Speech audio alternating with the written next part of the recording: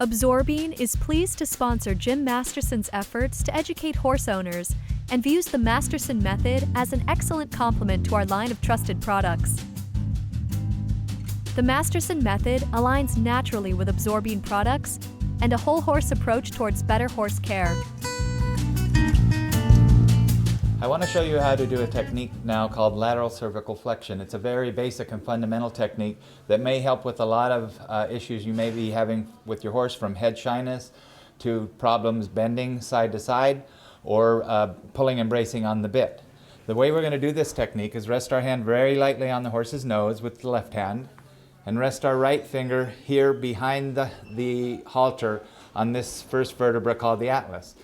First thing I'm going to do is soften both hands and give her, without pushing here, give her nose a little wiggle, like this. I'm wiggling this first joint of the neck, of the cervical vertebra. She releases, I soften.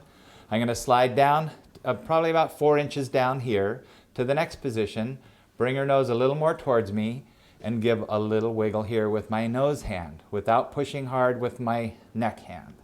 I'm going to slide down again.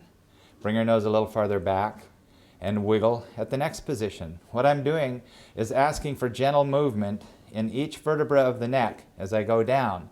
And when I do that, the horse will release tension in the muscles and connective tissue around that vertebra.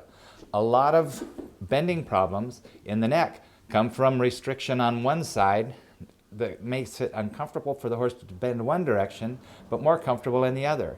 I'm going to pay attention to her responses as I go. I'm going to soften when she braces, and then when she relaxes, I'm going to wiggle.